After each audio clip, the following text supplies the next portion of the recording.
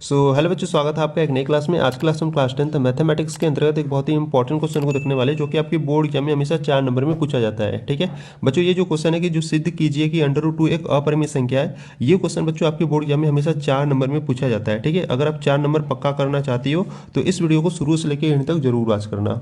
ठीक है, मैं आपको बहुत ही सिंपल मेथड से आज की वीडियो में इसको प्रूव यानी कि सिद्ध कराने वाला हूँ। ठीक है, देखो बच्चों, यहाँ से अगर हम बात करें तो यहाँ पर आपको दिया है √2। ठीक है, यहाँ पर √2 के स्थान पर आपको कई नंबर मिल सकते हैं, जैसे √3 मिल सकता है, √5 मिल सकता है, √7 भी मिल सकता है। ठीक है, तो यहाँ पर बच्चों आपको कोई भी नंबर मिल सकता है। ठीक है, अगर आप इसको ठीक है √2 को अच्छे तरीके से समझ लेते हो, सीख लेते हो, तो यहाँ पर बच्चों आपको कोई भी नंबर दिया जाए उसको बहुत ही आसान तरीके से आप प्रूव यानी कि सिद्ध कर लोगे। ठीक है, क्योंकि मैं आपको बहुत ही सिंपल मेथड से आज की वीडियो में इसको प्रूव यानी कि सिद्ध कराने वाला हूँ। ठीक है, देखो, ठीक है, तो चलो सिद्ध करते हैं। देखो, यहाँ से अगर हम बात करें तो यहाँ पर आपको √2 दिया है। ठीक है, यानी कि आपको कोई भी नंबर दिया जाए और कहा जाए कि अपरिमेय संख्या प्रूव यानी कि सिद्ध करो, तो पहले बच्चों आपको क्या करना है, उस नंबर को एक परिमेय संख्या मानना है। ठीक है, जैसे यहाँ पर √2 है ना, इसको पहले हम क्या करेंगे, एक परिमेय संख्या मानेंगे। ठीक है, तो यहाँ से हम लिखेंगे माना √2 एक परिमेय संख्या है। ठीक है, एक परिमेय संख्या है। अब परिमेय संख्या की बात करें तो परिमेय संख्या क्या होता है इसको भी समझो। देखो, परिमेय संख्या क्या होता है, जिसे हम P/Q यानी कि अंश बट्टे हर के रूप में लिखते हैं, और जो हर यानी कि जो Q का मान होता है बच्चों, वो 0 नहीं होना चाहिए। ठीक है, ये क्या होता है बच्चों, ये आपका क्या होता है, परिमेय संख्या होता है। ठीक है, ये आपका क्या होता है, परिमेय संख्या होता है। ठीक है, तो √2 को हमने क्या माना, एक परिमेय संख्या माना। ठीक है, परिमेय संख्या जिसे हम P/Q के फॉर्म में लिखते हैं। ठीक है, तो इसको क्या करेंगे, परिमेय संख्या के इक्वल दिखा देंगे। ठीक है, तो यहाँ पर आपका हो जाएगा √2 इज इक्वल टू परिमेय संख्या P/Q यानी कि P/Q के इक्वल दिखा देंगे। ठीक है, और यहाँ से हम बता देंगे कि जहाँ Q का मान 0 नहीं होना चाहिए। ठीक है, और बच्चों यहाँ से अगर हम बात करिए P और Q है क्या, तो P और Q आपके क्या है, सहभाज्य संख्या है। ठीक है, तो यहाँ पर अगर लिखना चाहो तो लिख सकते हो, तो यहाँ पर आप लिख दोगे तो सही रहेगा। ठीक है, यहाँ पर लिखोगे जहाँ P व Q कोई सहअभाज्य संख्या है। ठीक है, कोई सहअभाज्य संख्या है। ठीक है, P और Q क्या है बच्चों, आपके कोई सहभाज्य संख्या है। अब सहभाज्य संख्या की बात करें तो सहभाज्य संख्या क्या होता है, जिसका HCF 1 होता है ना बच्चों, वो आपका क्या होता है, सहभाज्य संख्या होता है। ठीक है, इसको आपको ध्यान देना है। जिसका HCF 1 होता है या जिसका उभयनिष्ठ गुणनफल 1 होता है बच्चों, वो आपका क्या होता है, सहअभाज्य संख्या होता है। ठीक है, तो ये बच्चों आपको छोटी छोटी बातें आपको ध्यान देना है। ठीक है, तो यहाँ से सहभाज्य संख्या समझ लिए। ठीक है, और परिमेय संख्या भी आपने समझ लिया। ठीक है, अब देखो, इतना करने के बाद अगर हम यहाँ पर बात करें, देखो यहाँ पर क्या है, √2 इज इक्वल टू P/Q है। ठीक है, ये जो Q है बच्चों आपका क्या है, भाग में है। ठीक है, इधर भेजोगे तो गुणा में हो जाएगा, तो यहाँ पर आपको मिलेगा √2 into Q is equal to P मिलेगा। ठीक है, अब इसको आगे सॉल्व करने के लिए हम क्या करेंगे, देखो यहाँ पर √2 इंटू Q है इज इक्वल टू P है। ठीक है, तो आगे सॉल्व करने के लिए हम क्या करेंगे, दोनों साइड का स्क्वायर करेंगे यानी कि दोनों पक्षों का वर्ग करेंगे। ठीक है, तो यहाँ से आप नीचे लिखोगे दोनों पक्षों का वर्ग करने पर। ठीक है, दोनों पक्षों का वर्ग करने पर। ठीक है, यानी कि स्क्वायरिंग ऑन बोथ साइड। तो यहाँ पर हम क्या करेंगे, दोनों पक्षों का वर्ग करेंगे, तो यहाँ पर हो जाएगा √2 इंटू Q का वर्ग इज इक्वल टू P का वर्ग। ठीक है, अब देखो यहाँ पर √2 इंटू Q है, ब्रैकेट में है, और यहाँ पर स्क्वायर है। ठीक है, तो यहाँ पर हम क्या करेंगे ना, पहले √2 का करेंगे फिर Q का करेंगे। तो √2 का स्क्वायर करोगे तो आपको 2 मिलेगा, एंड Q का करोगे तो Q स्क्वायर मिलेगा इज इक्वल टू यहाँ से P स्क्वायर। ठीक है, अब आगे बात करें तो देखो यहाँ पे जो 2 है बच्चों, यहाँ पर आपका मल्टीप्लाई में यानी कि गुणा में है। ठीक है, इसको इधर भेजोगे तो आपका भाग में आ जाएगा, यानी कि यहाँ से आपको मिलेगा Q square is equal to P square बट्टा 2 मिलेगा। ठीक है, इसको आपको क्या करना है, समीकरण नंबर फर्स्ट बना लेना है। ठीक है, अब देखो यहाँ से अगर हम बात करें तो ये जो 2 है बच्चों, ये किसको विभाजित कर रहा है, P स्क्वायर को विभाजित कर रहा है। ठीक है, अगर 2 P स्क्वायर को विभाजित कर रहा है तो जो 2 है बच्चों वो P को भी विभाजित करेगा। ठीक है, जैसे अगर मैं आपको एग्जाम्पल से समझाऊं तो देखो, जैसे यहाँ पर एग्जाम्पल से समझो। देखो यहाँ पर हम क्या मान लेते हैं, P बराबर हम 2 मान लेते हैं। ठीक है, हम मान लेते हैं भैया जो P का मान है वो 2 है। ठीक है, तो यहाँ पे देखो क्या है, P का स्क्वायर है, यानी कि यहाँ से आपका हो जाएगा 2 का स्क्वायर, और बट्टे में 2 है तो बट्टे में 2 हो गया। ठीक है, अब ध्यान से समझो, अगर 2 स्क्वायर को विभाजित करेगा तो जो 2 है वो 2 को भी विभाजित करेगा। जैसे अगर हम इसको ओपन करें, यानी कि 2 का स्क्वायर कितना होता है, 4 होता है, और बट्टे में 2 है। ठीक है, देखो जो 2 है वो 2 स्क्वायर को कैसे विभाजित करेगा, देखो 2 एक कम 2, 2 दूना 4। ठीक है, यानी जो 2 है वो 2 स्क्वायर को 2 बार में विभाजित कर रहा है, ठीक है। तो इसी प्रकार जो 2 है वो 2 को कितनी बार में विभाजित करेगा, 1 बार में, ठीक है। तो इस प्रकार से अगर मैं कहूँ अगर 2 स्क्वायर को विभाजित कर रहा है तो जो 2 है वो 2 को भी विभाजित करेगा, ठीक है। तो टोटल इस प्रकार से आप समझ सकते हो यहाँ पर भी अगर 2 पी स्क्वायर को विभाजित कर रहा है तो जो 2 है बच्चों वो पी को भी विभाजित करेगा, ठीक है। तो यही सेम आपको क्या करना है, यहाँ पर लिखना है। क्या लिखोगे, यहाँ से आप लिखोगे चूँकि जो 2 है वो पी स्क्वायर को विभाजित करता है, पी स्क्वायर को विभाजित करता है, ठीक है। अगर 2 पी स्क्वायर को विभाजित करता है तो जो 2 है वो पी को भी विभाजित करेगा, ठीक है। तो यहाँ पर हम लिखेंगे इसीलिए जो 2 है, ठीक है, वो पी को भी विभाजित करेगा, पी को भी विभाजित करेगा, ठीक है। इसको आपको क्या करना है, समीकरण नंबर 2 बना लेना है, ठीक है। अब देखो बच्चों इतना करने के बाद, ठीक है, इतना करने के बाद आपको क्या करना है, आपको पुनः मानना है, ठीक है। अब क्या मानोगे ध्यान से समझो, ठीक है। यहाँ पर आप लिखोगे पुनः माना। अब क्या मानना है उसको ध्यान से समझो। देखो यहाँ पर आपका क्या है, q square is equal to p square बटा 2 है, ठीक है। यहाँ पर जो पी स्क्वायर है वो किससे विभाजित हो रहा है, 2 से विभाजित हो रहा है, ठीक है। तो जो विभाजित होगा उसके इक्वल मानेंगे, ठीक है। यहाँ पर पी विभाजित हो रहा है तो पी के इक्वल मानेंगे, ठीक है। और जो नंबर विभाजित करेगा उसी को मान लेंगे, ठीक है। 2 विभाजित कर रहा था पी को तो पी इज इक्वल टू 2 मान लिए, ठीक है। और इनटू में हम यहाँ पर के मान लेते हैं, ठीक है। आप के स्थान पर कुछ भी मान सकते हो, वो आपके ऊपर डिपेंड करता है, ठीक है। के स्थान पर आप एक्स वाई जेड कुछ भी मानो, पर आपको बताना है कि वो है क्या, ठीक है। जैसे हमने यहाँ पर के माना तो यहाँ पर हम बता देंगे कि जहाँ के कोई पूर्णांक है, ठीक है, जहाँ के कोई पूर्णांक है, कोई इंटीजर नंबर है, ठीक है। अब देखो ये के हमने माना तो यहाँ पर हमने बता दिया के कोई पूर्णांक है। अगर आप x मानते तो यहाँ पर आपको बताना पड़ता कि जहाँ x कोई पूर्णांक है, y मानते तो y को बताते कि भैया वो पूर्णांक है, ठीक है। तो इस प्रकार से यहाँ पर कुछ भी मानो वो आपको बता देना है, ठीक है। तो यहाँ पर हमने माना पुनः माना p इज इक्वल टू 2 के मान लिया। तो इस p इज इक्वल टू 2 के यानी कि जो p का मान है इसको हम क्या करेंगे, समीकरण नंबर 1 में रख देंगे, ठीक है। तो यहाँ से हम लिखेंगे p का मान समीकरण 1 में रखने पर, ठीक है, p का मान समीकरण नंबर 1 में रखने पर। तो p इज इक्वल टू 2 के है तो समीकरण नंबर 1 क्या है, देखो q square is equal to p square है, p का मान क्या रखेंगे, 2 के रखेंगे। तो p के स्थान पर 2 के हो गया, स्क्वायर है तो स्क्वायर लगा दो, ठीक है। और बट्टे में क्या है, बट्टे में 2 है, ठीक है।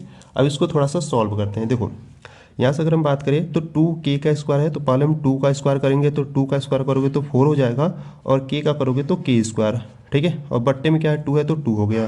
देखो बच्चों यहाँ पर नंबर आपके कट रहे हैं, यानी कि अगर देखो यहाँ से काटे तो 2 1 कम 2, 2 दूना 4, ठीक है। यानी कि टोटल यहाँ से क्या मिला आपको, 2k स्क्वायर मिला, ठीक है। तो यानी कि यहाँ से अगर हम बात करें तो q square is equal to आपको मिला 2k स्क्वायर, ठीक है। इतना तक क्लियर हो गया।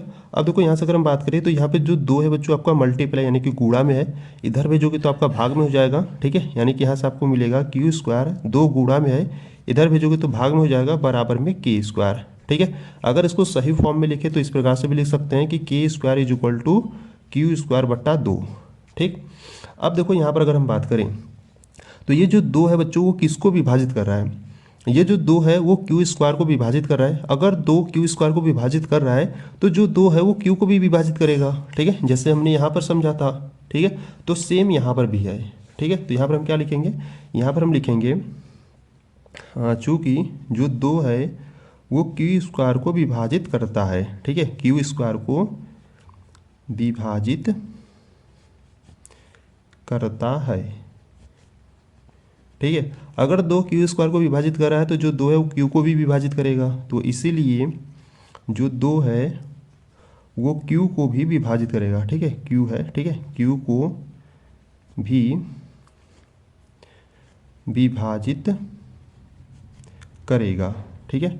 इसको आपको क्या करना है बच्चों, इसको आपको समीकरण नंबर 3 बना लेना है, ठीक है। अब देखो यहाँ से इतना करने के बाद यहाँ पर आपको ध्यान से देखना है, ठीक है। देखो यहाँ से अगर हम बात करें समीकरण नंबर 2 और समीकरण नंबर 3 से, समीकरण 2 क्या कर रहा है, देखो समीकरण नंबर 2 कर रहा है कि जो 2 है वो p को भी विभाजित करेगा, ठीक है। और समीकरण नंबर 3 क्या कर रहा है, जो 2 है वो q को भी विभाजित करेगा, ठीक है। यानी कि ये जो 2 है बच्चों वो p को भी विभाजित कर रहा है और q को कर रहा है, ठीक है। यानी कि p और q का जो उभयनिष्ठ गुणनफल है बच्चों वो क्या है, 2 है, ठीक है। यहाँ से अगर हम बात करें तो p और q का जो उभयनिष्ठ गुणनफल है वो 2 है।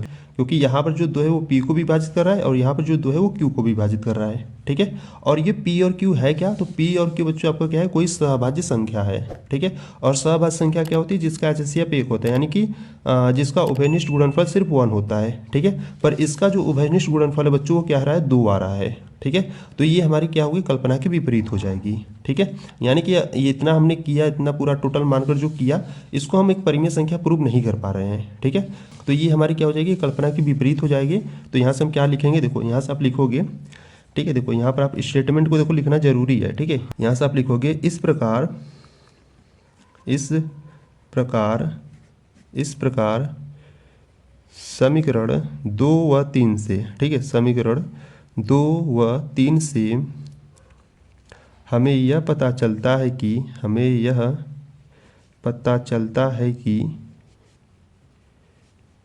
ठीक है, हमें यह पता चलता है कि P व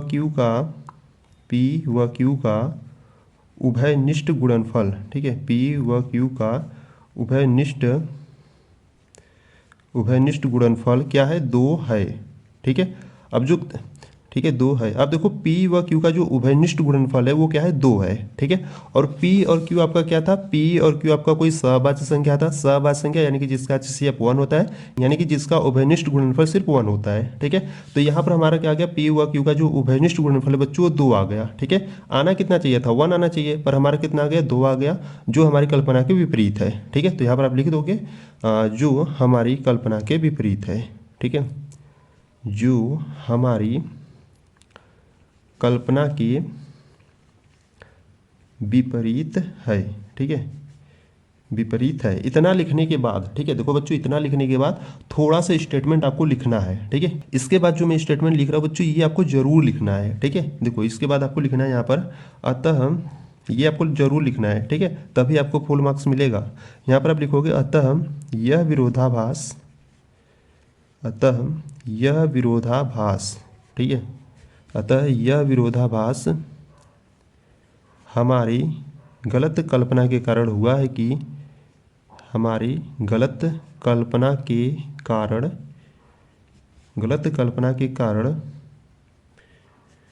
हुआ है कि जो करड़ी में 2 है वो एक परिमेय संख्या है। ठीक है, ये हमारी गलत कल्पना के कारण हुआ है। ठीक है, इसको आपको ध्यान देना है। ठीक है, तो यहाँ से आप नीचे बता दोगे अतः करड़ी में 2 एक अपरिमेय संख्या है। ठीक है, अपरिमेय संख्या है, और यहाँ से आप नीचे लिख दोगे इति सिद्धम। ठीक है, इति सिद्धम। ठीक है, इस प्रकार से आपका प्रूव यानी कि सिद्ध हो गया। ठीक है, तो बच्चों अगर आप इस प्रकार से अगर बोर्ड एग्जाम में करोगे तो आपको फुल मार्क्स मिलेगा। ठीक है, यानी कि आपको 4 में से 4 पक्के मिलेंगे। ठीक है, यानी कि इस प्रकार से करोगे तो आपको फुल मार्क्स यानी कि किसी भी प्रकार के इसमें आपको नंबर नहीं कटेगा। ठीक है, और इसी प्रकार से आपको क्या करना है बच्चों, बोर्ड एग्जाम में करना है। ठीक है, तो ये आपके लिए बहुत ही इंपॉर्टेंट है। ठीक है, और बच्चों आपको ये भी ध्यान देना है कि इस √2 के स्थान पर ना आपको √3 मिल सकता है। ठीक है, √5 मिल सकता है एंड √7 भी मिल सकता है। तो आपको यहाँ पर आपको कोई भी नंबर दिया जाए इसी प्रकार से सभी को हल करना है यानी कि सिद्ध करना है। ठीक है, तो अगर बच्चों आप √3, √5 एंड √7 को भी देखना चाहते हो यानी कि इसको भी प्रूव यानी कि सिद्ध करना चाहते हो तो बच्चों आपको क्या करना है, प्लेलिस्ट को चेकआउट कर लेना। वहाँ पर मैंने आपको इन सभी को सिद्ध करा चुका हूँ। ठीक है, तो अगर आप प्लेलिस्ट को चेकआउट करोगे तो आपको सभी वीडियोज़ मिल जाएंगे। ठीक है, तो अगर आप प्लेलिस्ट को चेकआउट करोगे तो इन सभी का वीडियोज़ वहाँ पर आपको मिल जाएगा। ठीक है, मैं आपको बहुत ही सिंपल मेथड से इन सभी को भी प्रूव यानी कि सिद्ध करा चुका हूँ। ठीक है, तो एक बार जरूर जाकर देख लेना। ठीक है बच्चों, ये जो क्वेश्चन है कि सिद्ध कीजिए कि √3 एक अपरिमित संख्या है, ये क्वेश्चन बच्चों आपके बोर्ड एग्जाम में 4 नंबर में हमेशा पूछा जाता है। अगर आप 4 नंबर पक्का करना चाहते हो तो बच्चों आपको क्या करना है, इस वीडियो को शुरू से लेकर एंड तक वॉच करो। मैं आपको बहुत ही सिंपल मेथड से आज की वीडियो में इसको प्रूव यानी कि सिद्ध कराने वाला हूँ। ठीक है, और बच्चों आपको ये भी ध्यान देना ना, ये जो √3 है ना, इसके स्थान पर आपको √2, √5 एंड √7 भी मिल सकता है। ठीक है, तो यहाँ पर आपको कोई भी नंबर दिया जा सकता है इन सभी में से। ठीक है, तो अगर आप इस √3 को सीख लेते हो, समझ लेते हो, तो बच्चों आपको यहाँ पर कोई भी नंबर दिया जाए उसको बहुत ही आसान तरीके से आप अपरिमित संख्या प्रूव यानी कि सिद्ध कर लोगे। ठीक है, बस आपको क्या करना है, इस वीडियो को ध्यान से देखना और अच्छे तरीके से समझना। ठीक है, जो मैं आपको बताऊंगा। ठीक है। तो चलो आ जाओ इसको सिद्ध करते हैं। देखो यहाँ पर क्या बच्चों, यहाँ पर √3 है, इसको आपको क्या करना है, एक अपरिमेय संख्या प्रूव यानी कि सिद्ध करना है। ठीक है। तो पहले हम क्या करेंगे ना, ये जो करड़ी में 3 है ना, पहले हम इसको क्या करेंगे, एक परिमेय संख्या मानेंगे। ठीक है। आपको यहाँ पर कोई भी नंबर दिया जाए, पहले हम क्या करेंगे, उसको परिमेय संख्या ही मानेंगे। ठीक है। तो यहाँ से हम क्या लिखेंगे, देखो यहाँ से आप लिखोगे माना, यहाँ से आप लिखोगे माना, माना करड़ी में जो 3 है वो एक क्या है, परिमेय संख्या है। ठीक है। माना करड़ी में 3 एक परिमेय संख्या है। अब परिमेय संख्या की बात करें तो परिमेय संख्या आप जानते हो, देखो मैं बता दे रहा हूँ यहाँ से। देखो परिमेय संख्या की बात करें तो जिसे आप अंश बट्टे हर यानी कि p बट्टे q के फॉर्म में लिखते हो, और जो हर यानी कि जो q का मान होता है बच्चों वो 0 नहीं होना चाहिए। ये क्या होता है, ये आपका परिमेय संख्या होता है। ठीक है। तो यहाँ से ये जो √3 है यानी कि जो करड़ी में 3 है उसको हमने एक परिमेय संख्या माना है, तो हम क्या करेंगे ना, इसको परिमेय संख्या के बराबर दिखा देंगे। ठीक है। तो यहाँ से आपका हो जाएगा √3 = p बट्टा q। ठीक है। और यहाँ से हम बता देंगे कि जहाँ q का मान 0 नहीं होना चाहिए। ठीक है। और यहाँ से देखो बच्चों, अगर हम बात करें p और q की, तो p और q आपका क्या है, कोई सहभाज्य संख्या है। ठीक है। तो यहाँ से आपको नीचे लिख देना है कि जहाँ p व q, जहाँ p व q कोई सहअभाज्य संख्या है। ठीक है। कोई सहअभाज्य, ठीक है, सहअभाज्य संख्या है। ठीक है। अब यहाँ से अगर हम बात करें सहभाज्य संख्या क्या होती है, तो इसको भी समझो। देखो सहभाज्य संख्या क्या होता है, जिसका HCF, ठीक है, यानी कि ऐसी संख्या जिसका HCF 1 हो, ठीक है, या उसका उभयनिष्ठ गुणनफल 1 हो, वो आपका क्या होता है, सहभाज्य संख्या होता है। ठीक है। तो जिस संख्या का HCF 1 आता है वो आपका क्या होता है, सहभाज्य संख्या होता है। ठीक है। तो यहाँ से आपने सहभाज्य संख्या और परिमेय संख्या दोनों यहाँ से समझ लिया। ठीक है। और बच्चों देखो यहाँ से अगर हम बात करें तो यहाँ पर आपका क्या है, √3 = p बट्टा q है। ठीक है। ये जो q है बच्चों आपका भाग में है, जब इधर भेजोगे तो आपका गुणा में हो जाएगा। ठीक है। तो इसको थोड़ा सा इसी प्रकार से हम सॉल्व करेंगे। तो यहाँ से आपका हो जाएगा √3 q भाग में इधर भेजोगे तो आपका गुणा में हो जाएगा और बराबर में p बचेगा। ठीक है। अब देखो बच्चों इस √3 को, ठीक है, इस √3 को अंडर रूट से हटाने के लिए हम क्या करेंगे, दोनों साइड का स्क्वायर करेंगे यानी कि दोनों पक्षों का वर्ग करेंगे। ठीक है। तो यहाँ से हम क्या लिखेंगे, तो यहाँ से हम नीचे क्या लिखेंगे, यहाँ से हम लिखेंगे दोनों पक्षों का वर्ग करने पर। ठीक है। दोनों पक्षों का वर्ग करने पर। ठीक है। यानी कि स्क्वायरिंग ऑन बोथ साइड। ठीक है। दोनों साइड यानी कि दोनों पक्षों का हम क्या करेंगे, वर्ग करेंगे। तो यहाँ पर √3 है, देखो पहले क्या हो जाएगा, आप पहले वर्ग कर दो, √3 × q का वर्ग। ठीक है। और p है तो p का वर्ग कर दो। ठीक है। अब ध्यान से समझो, देखो यहाँ से अगर हम बात करें तो देखो ये ब्रैकेट में है। ठीक है। पहले हम क्या करेंगे, पहले हम इस √3 का वर्ग करेंगे, फिर उसके बाद हम q का वर्ग करेंगे। ठीक है। तो पहले अगर आप √3 का वर्ग करोगे तो आपको 3 मिलेगा। अब q का करोगे तो q² मिलेगा, बराबर में क्या है, p²। ठीक है। अब देखो बच्चों ये जो 3 है आपका क्या है, गुणा में, इधर लाओगे तो बट्टे में हो जाएगा, यानी कि यहाँ से आपको मिलेगा q² = p² बट्टा 3 मिलेगा। ठीक है। इसको आपको क्या करना है, समीकरण नंबर फर्स्ट बना लेना।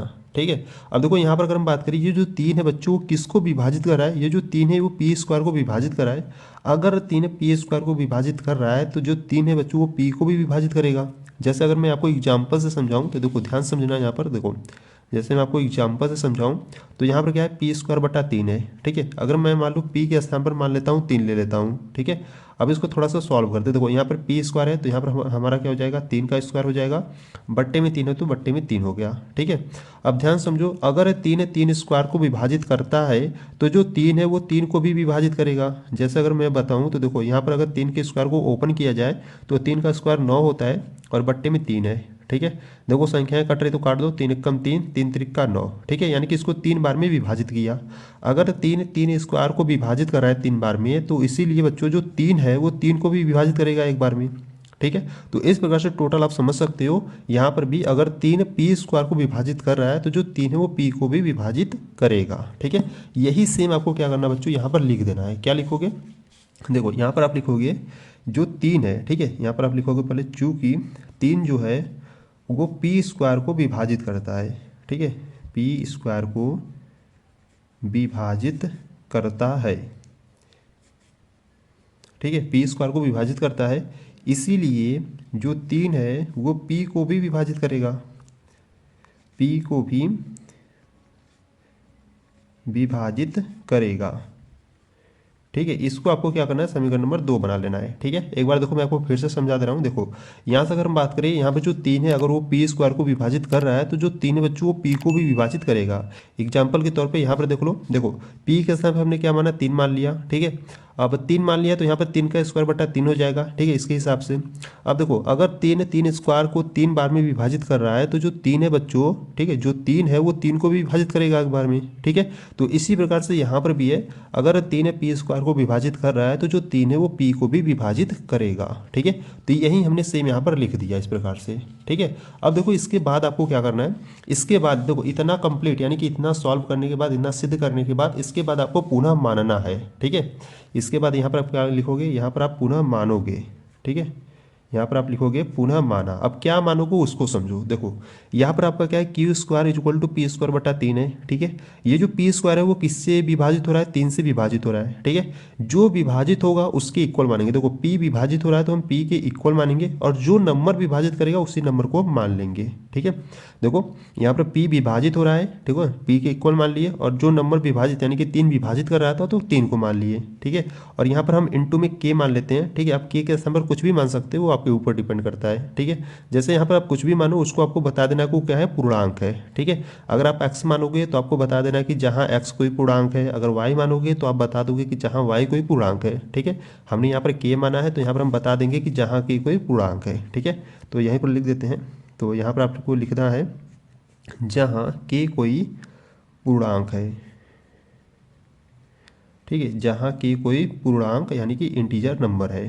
ठीक है, तो ये जो p इक्वल टू 3 के हमने माना ना बच्चों, इसको हम क्या करेंगे, समीकरण नंबर 1 में रखेंगे। तो यहाँ से आपका हो जाएगा q square is equal to, देखो p है तो p के स्थान पर हमने क्या लिख दिया, 3k लिख दिया, और यहाँ पर स्क्वायर है तो स्क्वायर, और बट्टे में क्या है, 3 है। ठीक है, अब इसको सॉल्व करें तो यहाँ पर देखो पहले हम 3 का स्क्वायर करेंगे तो 9 मिलेगा, और k का करोगे तो k स्क्वायर, और बट्टे में 3, तो 3 एकम 3, 3 त्रिक का 9, यानी कि इसको सॉल्व करने पर आपको मिला 3k स्क्वायर। ठीक है, इसको सही रूप में लिख दें तो यहाँ से आपका हो जाएगा q square is equal to 3k square. ठीक है, अब देखो बच्चों ये जो 3 है इधर क्या है, गुणा में, इधर लाओगे तो आपका बट्टे में हो जाएगा, तो यहाँ से आपको मिलेगा क्यू स्क्वायर बट्टा 3 इज इक्वल टू के स्क्वायर। ठीक है, अगर इसको सही रूप में लिखे तो इस प्रकार से भी लिख सकते हैं, k square is equal to q square बट्टा 3।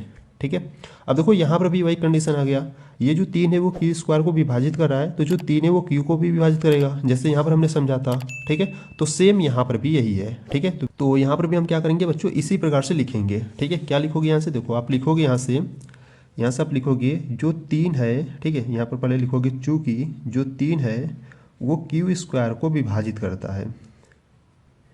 ठीक है, क्यू स्क्वायर को विभाजित करता है। ठीक है, तो इसीलिए जो 3 है वो क्यू को भी विभाजित करेगा। ठीक है, क्यू को भी विभाजित करेगा। ठीक है, और इसको आपको क्या करना है, इसको समीकरण नंबर 3 बना लेना। ठीक है, अब देखो इतना करने के बाद यहाँ से अगर हम बात करें समीकरण 2 और समीकरण 3 से, देखो समीकरण 2 क्या करा है, समीकरण 2 करा है कि जो 3 है वो p को भी विभाजित करेगा, और समीकरण 3 करा है जो 3 है वो q को भी विभाजित करेगा। ठीक है, यानी कि इस p और इस q, ठीक है, इस p और q का जो उभयनिष्ठ गुणनफल आ रहा है वो 3 आ रहा है, क्योंकि ये जो 3 है बच्चों वो p को भी कर रहा है और q को भी विभाजित कर रहा है। ठीक है, यानी कि अगर हम बात करें ये जो 3 है वो किसको किसको विभाजित कर रहा है, इस p को और इस q को, यानी कि दोनों को क्या कर रहा है, विभाजित कर रहा है। इसीलिए इस p और q का जो उभयनिष्ठ गुणनफल होगा वो 3 है, यानी कि जो कॉमन वैल्यू है वो 3 है। ठीक है, और बच्चों ये p और q आपका था क्या, तो देखो p और q आपका कोई सहभाज्य संख्या था। ठीक है, और सहभाज्य संख्या क्या होता है, जिसका HCF 1 होता है। ठीक है, यानी कि जिसका उभयनिष्ठ गुणनफल सिर्फ 1 होता है। ठीक है, पर यहाँ पर इस p और q का जो उभयनिष्ठ गुणनफल आ रहा है वो कितना आ रहा है, 3 आ रहा है। ठीक है, जो हमारी कल्पना की विपरीत हो जाएगी। ठीक है, आना कितना चाहिए था, आना 1 चाहिए था, पर यहाँ पर कितना आ रहा है, 3 आ रहा है, तो ये आपका क्या हो जाएगा, ये आपका एक विरोधाभास हो जाएगा। ठीक है, यहाँ से बच्चों मैं आपको एक बार फिर से समझा दे रहा हूँ। देखो यहाँ से अगर हम बात करें समीकरण 2 और समीकरण नंबर 3 से अगर हम बात करें तो इस p और इस q का जो उभयनिष्ठ गुणनफल आ रहा है बच्चों कितना आ रहा है, 3 आ रहा है। ठीक है, आना कितना चाहिए था, आना 1 चाहिए था। ठीक है, तो इसलिए क्या हो जाएगा, ये हमारी गलत कल्पना के विपरीत हो जाएगा। ठीक है, तो यही सेम बच्चों आपको क्या करना है, यही नीचे लिखना है। ठीक है, यहाँ से क्या लिखोगे, यहाँ से आप लिखोगे, देखो यहाँ से आप लिखोगे समीकरण 2 व 3 से। ठीक है, समीकरण 2 व 3 से हमें यह पता चलता है कि हमें यह पता चलता है कि पी व क्यू का, ठीक है, पी व क्यू का उभयनिष्ठ गुणनफल, पी व क्यू का उभयनिष्ठ गुणनफल, ठीक है, पी व क्यू का जो उभयनिष्ठ गुणनफल है बच्चों वो कितना आ रहा है, 3 आ रहा है, ठीक है।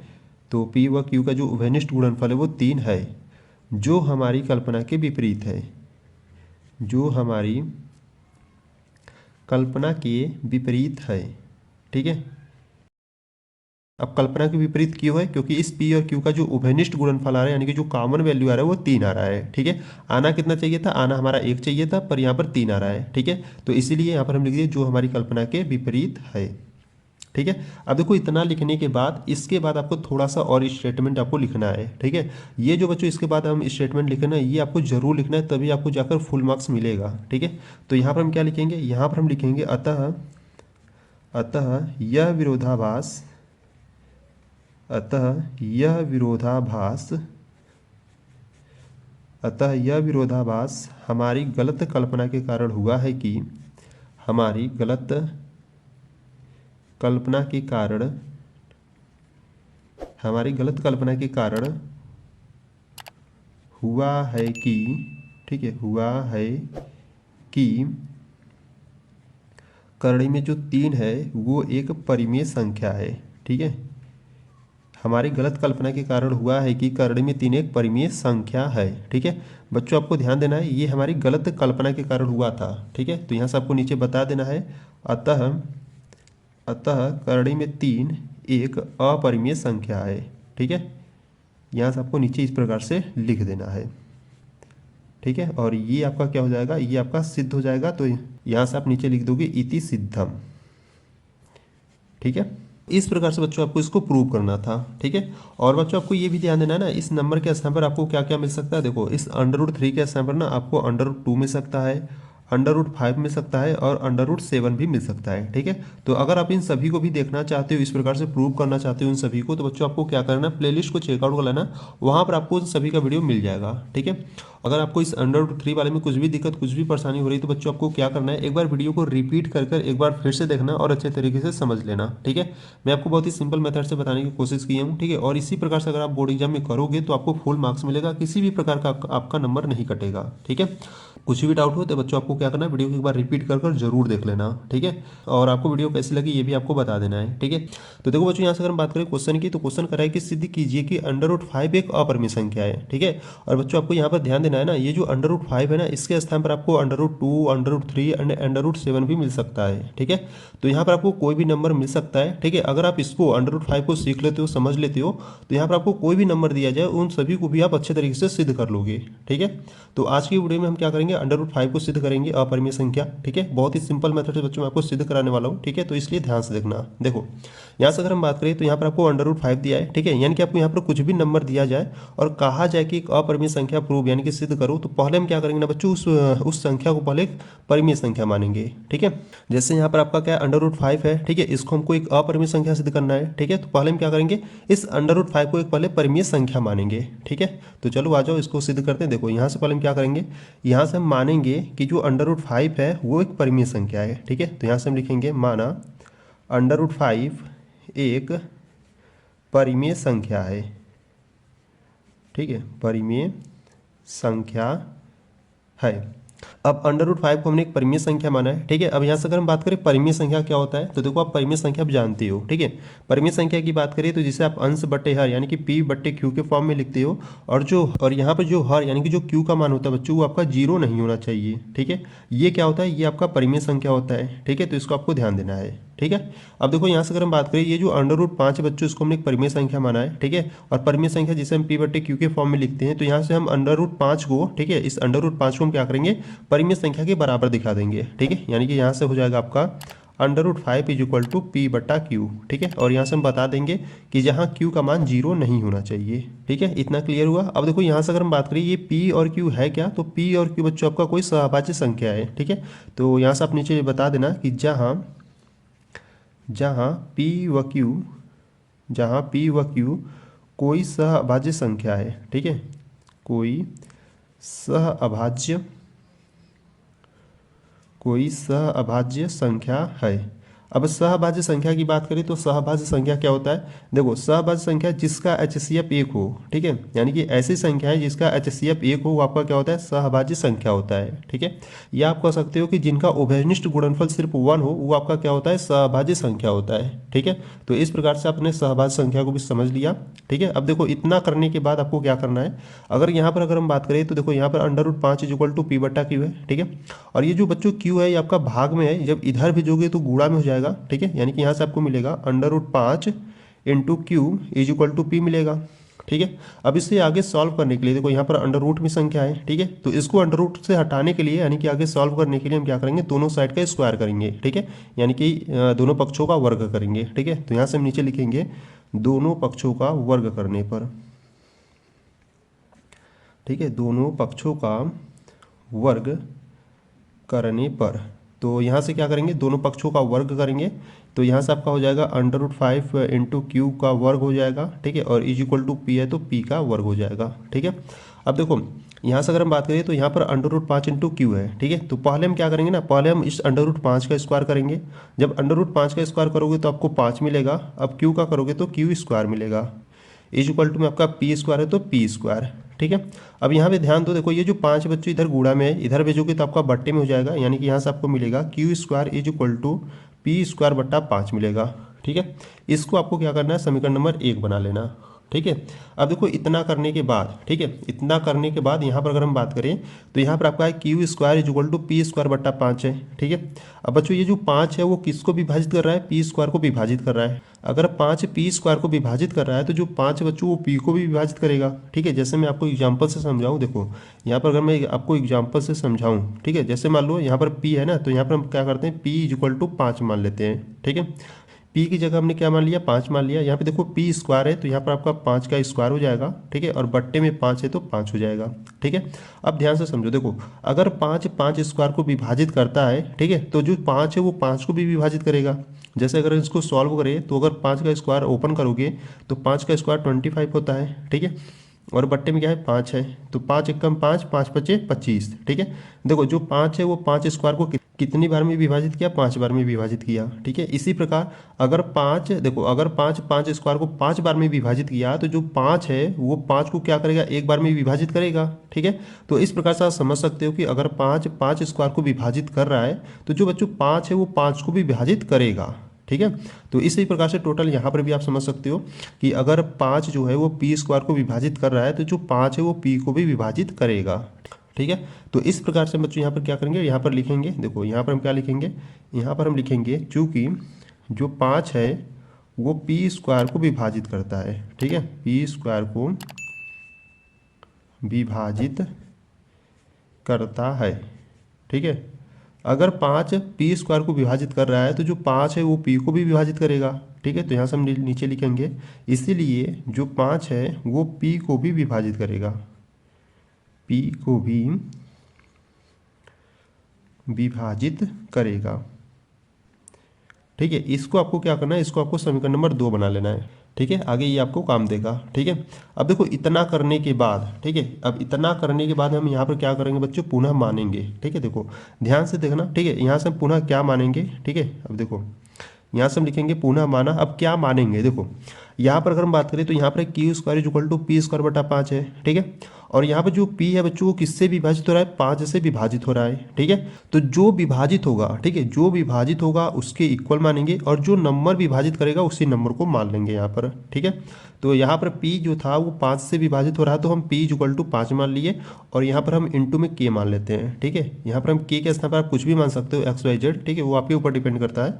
तो यहाँ पर हमने K मान लिया, तो अब देखो आप कुछ भी मानो वो आपको बताना कि है क्या K, ठीक है। जैसे हमने यहाँ पर K माना तो हम बता देंगे कि जहाँ K कोई पूर्णांक है, ठीक है, जहाँ K कोई पूर्णांक है, ठीक है, यानी कि इंटीजर नंबर है। अगर आप x मानते तो यहाँ पर आप बताओगे कि जहाँ x कोई पूर्णांक है, ठीक है। y मानते तो यहाँ पर आपको लिखना पड़ता है कि जहाँ y कोई पूर्णांक है, ठीक है। कुछ भी मानो आपको बता देना है कि वो पूर्णांक है, ठीक है। अब देखो ये P = 5 के हमने मान लिया, ठीक है। तो ये जो P का मान है ना बच्चों, इसको हम क्या करेंगे, समीकरण नंबर 1 में रख देंगे, ठीक है। जो P का मान है इसको हम क्या करेंगे, समीकरण नंबर 1 में रखेंगे। तो आपको क्या मिलेगा, देखो यहाँ पर आपका Q² है, ठीक है, = P², P के स्थान पर हम क्या माने 5K, ठीक है। तो P के स्थान पर हम रख देंगे 5K स्क्वायर है तो स्क्वायर लगा देंगे और बट्टे में क्या है 5 है। ठीक है, अब इसको सॉल्व करते हैं। तो देखो यहाँ पर 5 के का स्क्वायर है तो पहले हम क्या करेंगे 5 का स्क्वायर करेंगे तो आपको 25 मिलेगा।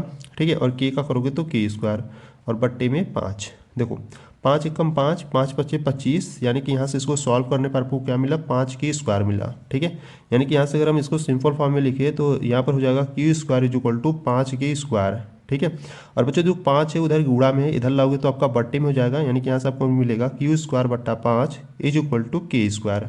ठीक है, अगर इसको सही फॉर्म में लिखे तो इस प्रकार से लिख सकते हैं k square is equal to q square बट्टा 5 लिख सकते हैं। ठीक है, अब ध्यान दो, देखो यहाँ पर क्या है आपका k square is equal to q square बट्टा 5 है। ठीक है, यानी कि यहाँ पर क्यू स्क्वायर जो है बच्चों वो 5 से विभाजित हो रहा है, या इस प्रकार से कह सकते हो कि ये जो 5 है वो क्यू स्क्वायर को विभाजित कर रहा है। ठीक है, अगर 5 क्यू स्क्वायर को विभाजित कर रहा है तो जो 5 है वो क्यू को भी विभाजित करेगा, जैसे यहाँ पर हमने समझा था अगर 5 पी स्क्वायर को विभाजित करता था तो जो 5 था वो पी को भी विभाजित करता था। ठीक है, तो इसी प्रकार यहाँ पर भी है। ठीक है, तो यहाँ पर भी हम क्या करेंगे, यहाँ पर हम लिखेंगे कि चूँकि जो 5 है वो क्यू स्क्वायर को विभाजित करता है। ठीक है, क्यू स्क्वायर को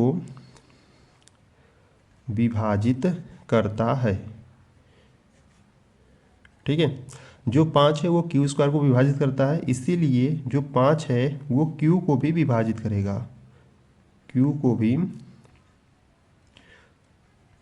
विभाजित करेगा। ठीक है, इसको आपको क्या करना है बच्चों, इसको आपको समीकरण नंबर 3 बना लेना है। ठीक है, अब देखो यहाँ से अगर हम बात करें तो यहाँ पे देखो समीकरण नंबर 2 क्या कर रहा है, जो 5 है वो पी को भी विभाजित करेगा। ठीक है, और समीकरण नंबर 3 कर रहा है जो 5 है वो क्यू को भी विभाजित करेगा। ठीक है, यानी कि ये जो 5 है ना, ये जो 5 है बच्चों वो क्या कर रहा है पी को भी विभाजित कर रहा है और क्यू को भी विभाजित कर रहा है। ठीक है, ये जो 5 है वो पी और क्यू दोनों को क्या कर रहा है विभाजित कर रहा है। ठीक है, तो यहाँ से हम कह सकते हैं कि इस पी और इस क्यू का जो उभयनिष्ठ गुणनफल है वो क्या है 5 है। ठीक है, और बच्चों ये पी और क्यू आपका क्या था, पी और क्यू आपका कोई सहभाज्य संख्या था। ठीक है, और सहभाज्य संख्या क्या होता है, जिसका HCF 1 होता है। ठीक है, यानी कि जिसका उभयनिष्ठ गुणनफल सिर्फ 1 होना चाहिए। ठीक है, पर यहाँ पर इस पी और क्यू का जो उभयनिष्ठ गुणनफल आ रहा है वो कितना आ रहा है 5 आ रहा है। ठीक है, यानी कि ये हमारा क्या हो गया, ये हमारा गलत कल्पना के विपरीत हो गया। ठीक है, यहाँ पर कितना आना चाहिए था, यहाँ पर आपका 1 आना चाहिए था। ठीक है, यानी कि पी और क्यू का जो उभयनिष्ठ गुणनफल है वो अगर 1 आता तो हम कह सकते थे कि ये जो √5 है वो आपका एक परिमेय संख्या है। ठीक है, पर इसका पी और क्यू का जो उभयनिष्ठ गुणनफल है बच्चों वो 5 आ रहा है, जो कि हमारी कल्पना के विपरीत आ रहा है। ठीक है, तो इस प्रकार से हम क्या करेंगे, यहाँ पर हम लिखेंगे, देखो किस प्रकार से लिखेंगे। देखो यहाँ पर अगर हम बात करें तो यहाँ पर हम लिखेंगे समीकरण, देखो समीकरण 2 व 3 से। ठीक है, समीकरण 2 व 3 से, देखो समीकरण नंबर 2 यहाँ पर है जो 5 है वो पी को भी विभाजित करेगा, और समीकरण नंबर 3 है जो 5 है वो क्यू को भी विभाजित करेगा। ठीक है, यानी कि समीकरण नंबर 2 और 3 से हम कह सकते हैं कि इस पी और इस क्यू का जो उभयनिष्ठ गुणनफल है वो 5 है। ठीक है, तो यहाँ से हम लिखेंगे समीकरण 2 व 3 से हमें यह पता चलता है कि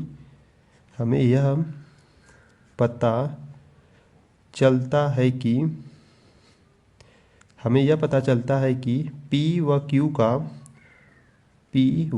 का उभयनिष्ठ गुणनफल, P व Q का उभयनिष्ठ गुणनफल कितना है 5 है। ठीक है, 5 है, जो हमारी कल्पना के विपरीत है, जो हमारी कल्पना के विपरीत है। ठीक है, जो हमारी कल्पना के विपरीत है। ठीक है, इस प्रकार से आपको लिखना है। ठीक है, अब देखो बच्चों इतना लिखने के बाद आपको थोड़ा सा स्टेटमेंट और लिखना है। ठीक है, ये जो स्टेटमेंट इसके नीचे लिखेंगे ना बच्चों, उसको आपको जरूर लिखना है। ठीक है, तभी आपको फुल मार्क्स मिलेगा। ठीक है, यहाँ पर हम क्या लिखेंगे, यहाँ पर हम लिखेंगे अतः हम, देखो ये आपको लिखना जरूरी है। ठीक है, यहाँ से आप लिखोगे अतः यह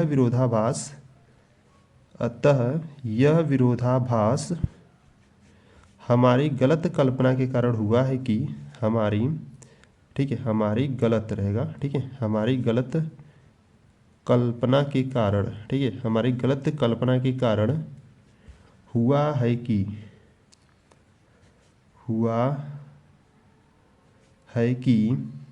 हमारी गलत कल्पना के कारण हुआ है कि जो √5 है वो एक परिमेय संख्या है। ठीक है, ये हमारी बच्चों गलत कल्पना के कारण हुआ है। ठीक है, इसको आपको ध्यान देना है। ठीक है, तो यहाँ से आपको नीचे बता देना है अतः √5 एक एक्चुअली में क्या है, एक अपरिमेय संख्या है। ठीक है, एक अपरिमेय संख्या है। ठीक है, और यहाँ से आपको नीचे लिख देना है इति सिद्धम। ठीक, इस प्रकार से। ठीक है, इस प्रकार से आपको प्रूव करना है। ठीक है, तो इस प्रकार से बच्चों आपको इस √5 को एक अपरिमेय संख्या प्रूव करना है। ठीक है, और बच्चों आपको ये ध्यान देना है, ये जो स्टेटमेंट है ना, ये आपको लिखना जरूरी है। ठीक है, अगर इस स्टेटमेंट को लिखोगे तभी आपको फुल मार्क्स मिलेगा। ठीक है, तो इस प्रकार से आपको स्टेटमेंट को लिखना है। ठीक है, ठीक है, तो इस प्रकार से इस √5 को हमने इस प्रकार से सिद्ध कर लिया। ठीक है, अगर बच्चों इसमें आपको कुछ भी डाउट हो रहा है, कुछ भी परेशानी, कुछ भी दिक्कत आ रही है, तो बच्चों आपको क्या करना है, वीडियो को एक बार बैक करना है और एक बार फिर से इसको अच्छे तरीके से देखकर समझ लेना है। ठीक है, बहुत ही इंपॉर्टेंट है, आपके बोर्ड एग्जाम में 4 नंबर में पूछा जाता है। ठीक है, और यहाँ से अगर हम बात करें तो यहाँ पर देखो आपको दिया है √7 एक अपरिमेय संख्या सिद्ध करने के लिए दिया गया है। ठीक है, तो चलो आज इसको प्रूव करते हैं। देखो यहाँ से अगर हम बात करें तो यहाँ पर देखो आपको कोई भी नंबर दिया जा सकता है। ठीक है, अगर कोई भी नंबर दिया जा रहा है और उसे कहा जा रहा है कि एक अपरिमेय संख्या प्रूव करो, यानी कि सिद्ध करो, तो पहले हम क्या करेंगे बच्चों, उस नंबर को एक परिमेय संख्या मानेंगे। ठीक है, यहाँ पर √7 है तो पहले हम क्या करेंगे, इसको एक परिमेय संख्या मानेंगे। ठीक है, तो यहाँ से हम क्या लिखेंगे, यहाँ से हम लिखेंगे माना √7 एक क्या है, परिमेय संख्या है। ठीक है, कोई भी नंबर दिया जाए पहले आपको क्या माना है, एक परिमेय संख्या मानना है। ठीक है, अब परिमेय संख्या की बात करें, देखो परिमेय संख्या की बात करें तो परिमेय संख्या आप जानते ही हो। ठीक है, एक बार मैं आपको बता दे रहा हूँ। देखो परिमेय संख्या क्या होता है, जिसे आप अंश बट्टे हर यानी कि जिसे आप p/q के फॉर्म में लिखते हो, और ये जो हर का मान होता है यानी कि जो q का मान होता है बच्चों, 0 नहीं होना चाहिए। ठीक है, ये होता है आपका परिमेय संख्या। ठीक है, तो ये जो √7 है जिसको हमने एक परिमेय संख्या माना है, इसको हम क्या करेंगे, इस परिमेय संख्या के बराबर दिखा देंगे। ठीक है, तो यहाँ से ये जो होगा √7 वो क्या हो जाएगा, परिमेय संख्या के इस प्रकार से हम बराबर दिखा देंगे। ठीक है, और बच्चों यहाँ से यह बता देना है कि जहाँ q का मान 0 नहीं होना चाहिए। ठीक है, इस प्रकार से हमने इसको क्या कर दिया, परिमेय संख्या के बराबर दिखा दिया। ठीक है, और यहाँ से अगर हम बात करें इस p और q की, तो ये p और q क्या है बच्चों, ये p और q आपके कोई सहभाज्य संख्या है। ठीक है, तो अगर आप यहाँ पर नीचे लिख दोगे तो बहुत ही अच्छा रहेगा। ठीक है, तो यहाँ से आप नीचे लिख दो, जहाँ p व q कोई सहअभाज्य संख्या है। ठीक है, कोई सहअभाज्य संख्या है। ठीक है, अब सहभाज्य संख्या की बात करें तो सहभाज्य संख्या क्या होता है उसको भी समझो। देखो सहभाज्य संख्या क्या होता है, जिसका HCF, ठीक है, यानी कि जिस संख्या का HCF 1 होता है, या आप कह सकते हो कि ऐसी संख्या है जिसका उभयनिष्ठ गुणनफल सिर्फ 1 हो, वो आपका क्या होता है, सहभाज्य संख्या होता है। ठीक है, तो यहाँ से P और Q आपका क्या है, कोई सहभाज्य संख्या है, इसको आपको ध्यान देना है। ठीक है, अब देखो यहाँ से अगर हम बात करें तो यहाँ पर √7 = p/q है। ठीक है, ये जो q है बच्चों आपका भाग में है। ठीक है, अधर भेजोगे तो आपका क्या हो जाएगा, गुणा में हो जाएगा। तो इसको क्या करो ना, q को इधर भेज दो, तो यहाँ पर आपको मिलेगा √7 × q = p मिलेगा। ठीक है, अब देखो यहाँ पर √7 है। ठीक है, अब इसको आगे सॉल्व करने के लिए, यानी कि इसको √ से हटाने के लिए हम क्या करेंगे, दोनों साइड का स्क्वायर करेंगे। ठीक है, यानी कि दोनों पक्षों का वर्ग करेंगे। ठीक है, तो यहाँ से आप क्या लिखोगे, यहाँ से आप नीचे लिखोगे दोनों पक्षों का वर्ग करने पर। ठीक है, दोनों पक्षों का वर्ग करने पर, तो यहाँ से क्या करो, दोनों पक्षों का वर्ग कर दो, तो यहाँ से आपको मिलेगा √7 × q का वर्ग। ठीक है, और = में p है तो p का वर्ग हो जाएगा। ठीक है, अब देखो यहाँ पर √7 × q का वर्ग है। ठीक है, तो पहले हम क्या करेंगे, √7 का वर्ग करेंगे। तो यहाँ से पहले हम क्या करेंगे, √7 का पहले वर्ग करोगे। ठीक है, तो देखो यहाँ से एक बार फिर लिख देता हूँ। देखो पहले क्या करेंगे, √7 का वर्ग करेंगे, फिर इसके बाद हम q का वर्ग करेंगे, तो = यहाँ पर आपका क्या है, p² है। ठीक है, अब √7 का वर्ग करोगे तो आपको 7 मिलेगा, और q का वर्ग तो q का वर्ग ही रहेगा, और = में p² होगा। ठीक है, अब देखो बच्चों ये जो 7 है यानी कि जो 7 है, इधर आपका क्या है, मल्टीप्लाई यानी कि गुणा में है, इधर भेजोगे तो आपका भाग में हो जाएगा। तो यहाँ से आपको क्या मिलेगा, यहाँ से आपको मिलेगा q² = p²/7 मिलेगा। ठीक है, इसको आपको क्या करना है, इसको आपको समीकरण नंबर 1 बना देना है। ठीक है, अगर यहाँ से अगर हम बात करें तो यहाँ पे देखो q² = p²/7 है। ठीक है, यानी कि ये जो p² है वो किससे विभाजित हो रहा है, 7 से विभाजित हो रहा है। ठीक है, ये जो p² है बच्चों वो 7 से विभाजित हो रहा है, यानी कि इस प्रकार से भी कह सकते हो आप कि जो 7 है वो p² को विभाजित कर रहा है। ठीक है, अगर 7 p² को विभाजित कर रहा है तो जो 7 है वो p को भी विभाजित करेगा। ठीक है, जैसे मैं आपको यहाँ पर एग्जाम्पल लेकर समझा रहा हूँ, देखो ध्यान से समझना। देखो जैसे मान लो अगर हम बात करें, ठीक है, जैसे मान लो हम इस p के स्थान पर कोई नंबर ले लेते हैं। ठीक है, p के स्थान पर मान लो हम 7 ले लेते हैं, ठीक है। और यहाँ पर आपका क्या है, पी स्क्वायर बट्टा 7 है, तो यहाँ पर पी के स्थान पर 7 रख दिया, स्क्वायर है तो स्क्वायर लगा दिया, और बट्टे में 7 है तो 7 हो गया, ठीक है। अब देखो अगर 7 7 स्क्वायर को विभाजित करेगा तो जो 7 है वो 7 को भी विभाजित करेगा, ठीक है। जैसे अगर हम बात करें, अगर इस 7 स्क्वायर को ओपन किया जाए तो आपका 49 हो जाएगा, और बट्टा में 7 है, ठीक है। तो यहाँ पे देखो काटो, 7 एकम 7, 7 सत्ते 49, ठीक है। यानी कि देखो अगर 7 7 स्क्वायर को विभाजित कर रहा है तो जो 7 है वो 7 को भी एक बार में क्या करेगा, विभाजित करेगा, ठीक है। तो इसी प्रकार यहाँ पर भी आप समझ सकते हो, अगर 7 पी स्क्वायर को विभाजित कर रहा है तो जो 7 है वो पी को भी विभाजित करेगा, ठीक है। तो यही सेम आपको क्या करना है बच्चों, यहाँ पर लिखना है, ठीक है।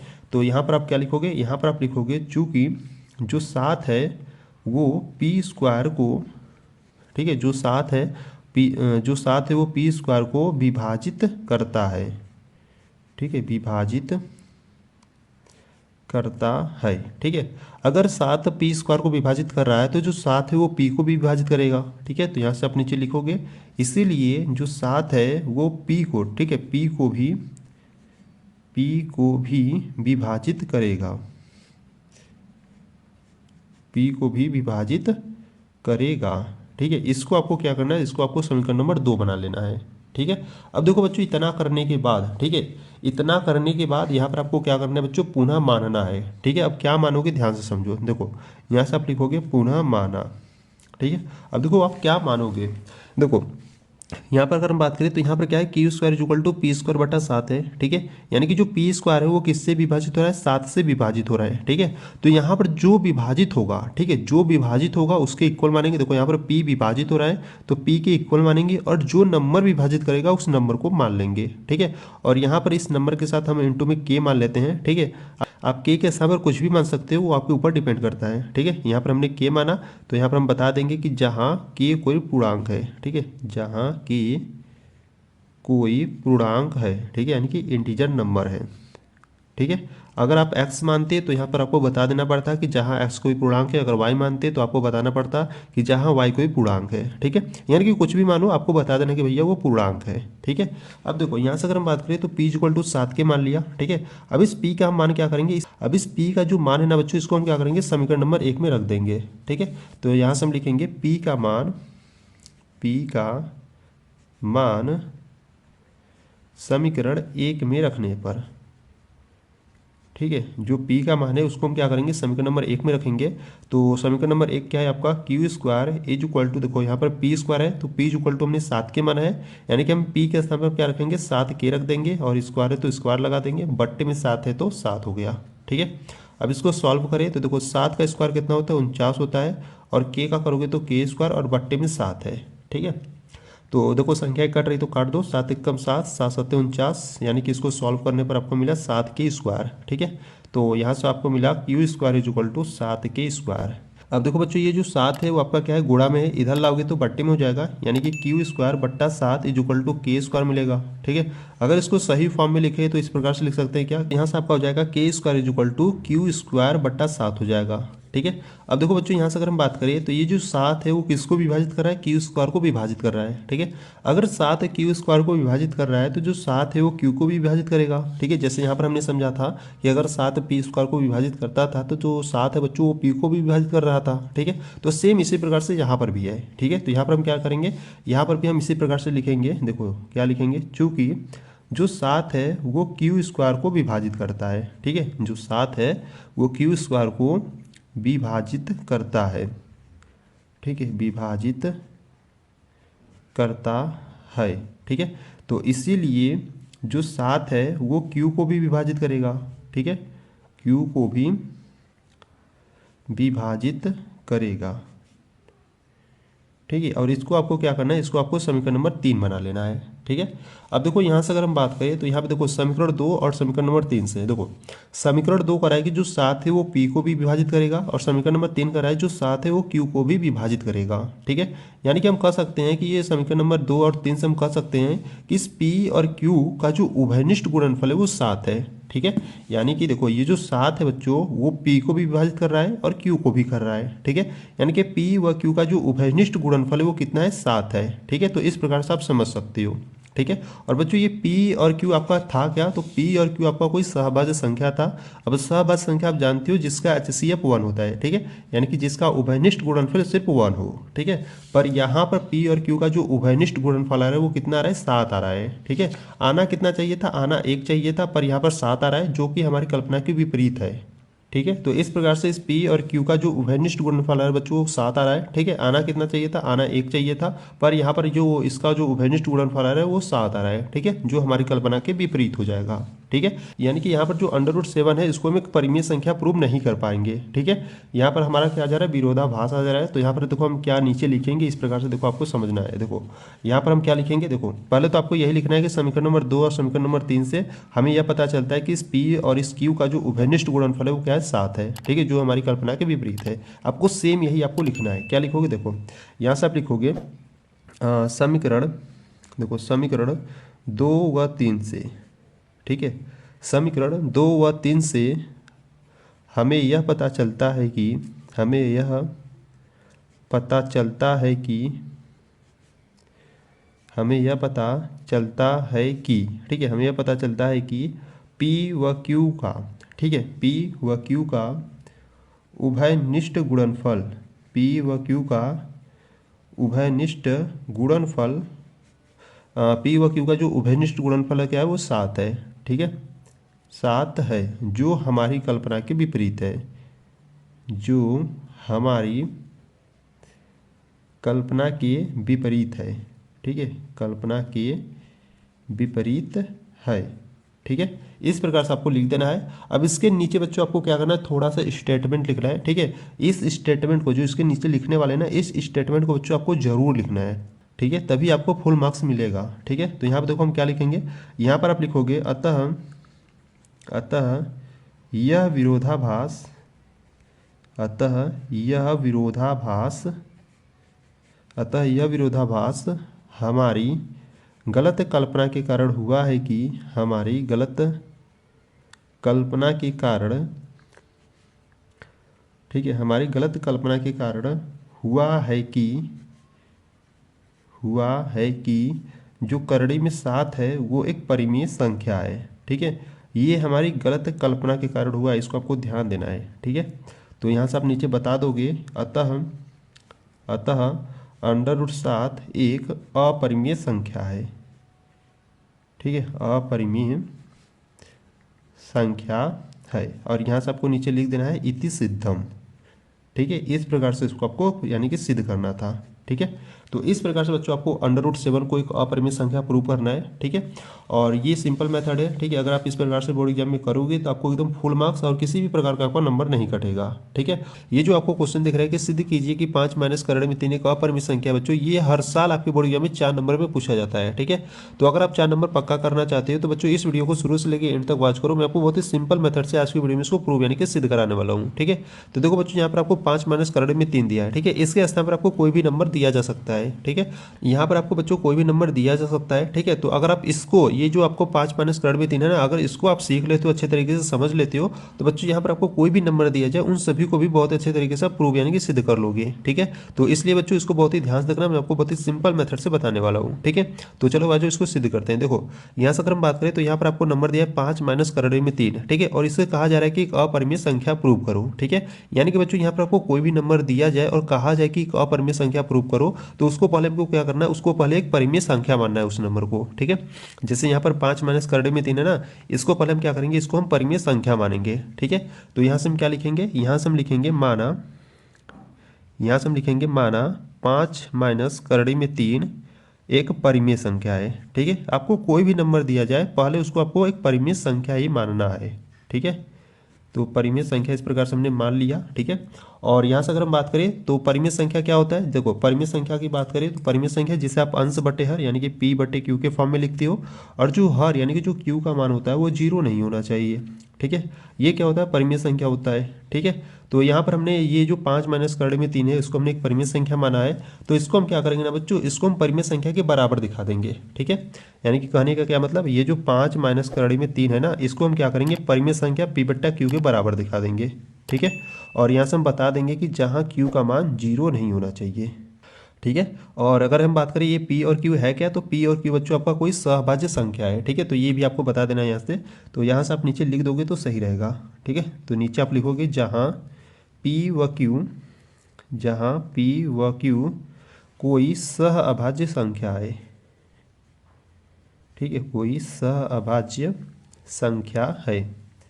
अब देखो अगर हम बात करें सहभाज्य संख्या क्या होती है, तो सहभाज्य संख्या क्या होता है, जिसका HCF, ठीक है, जिसका HCF 1 हो बच्चों वो आपका क्या होता है, सहभाज्य संख्या होता है। ठीक है, या आप इस प्रकार से भी कह सकते हो कि जिसका उभयनिष्ठ गुणनफल सिर्फ 1 हो वो आपका क्या होता है, सहभाज्य संख्या होता है। ठीक है, तो इस प्रकार से पी व क्यू आपका क्या है, कोई सहभाज्य संख्या है। ठीक है, और बच्चों देखो यहाँ से अगर हम बात करें तो यहाँ पर क्या है, 5 माइनस करड़ी में 3 इक्वल टू पी बट्टा क्यू है।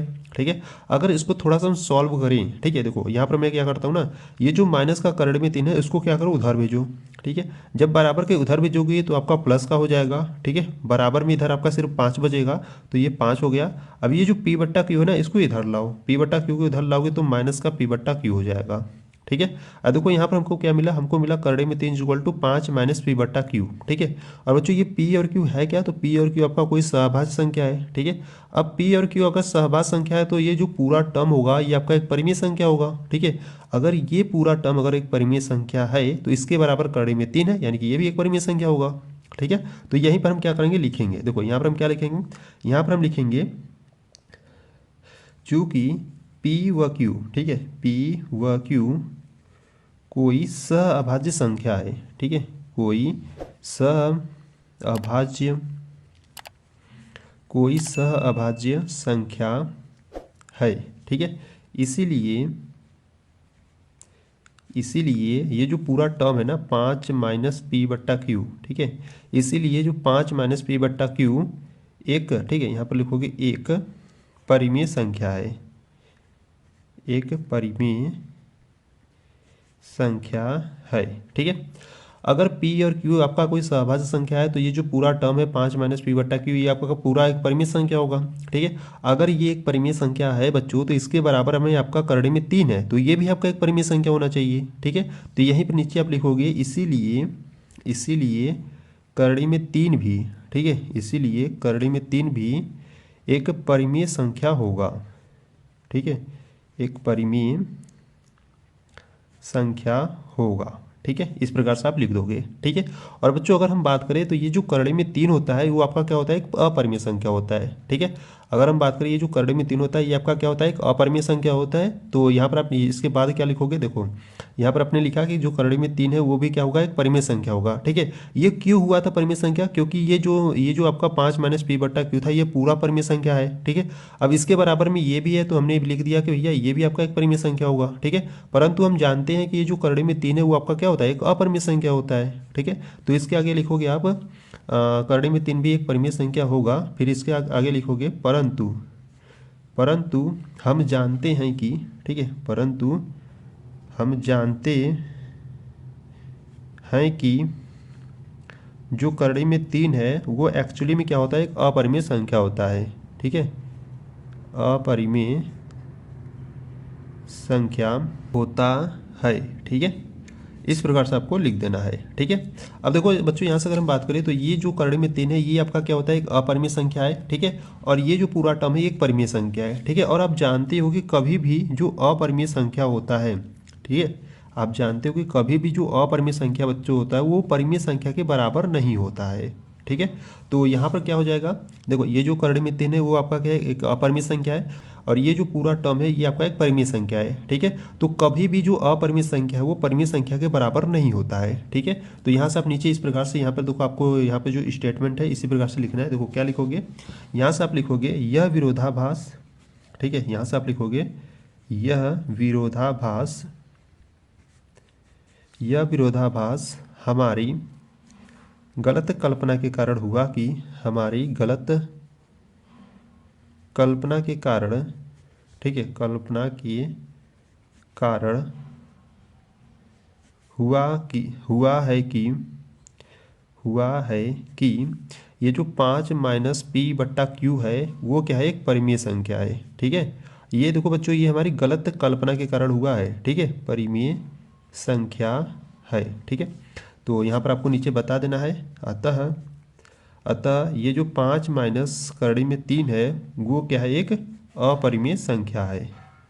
ठीक है, अपरिमेय संख्या है। ठीक है, इस प्रकार से आपको बता देना है।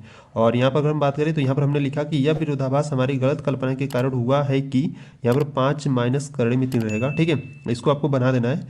यहाँ पर आपका क्या रहेगा, यहाँ पर आपका रहेगा 5 माइनस करड़ी में 3। ठीक है, तो यहाँ पर आप लिखोगे यह विरोधाभास हमारी गलत कल्पना के कारण हुआ है कि 5 माइनस करड़ी में 3 एक परिमेय संख्या है। ठीक है, अतः 5 माइनस करड़ी में 3 एक अपरिमेय संख्या है। और यहाँ पर आप लिख दोगे इति सिद्धम।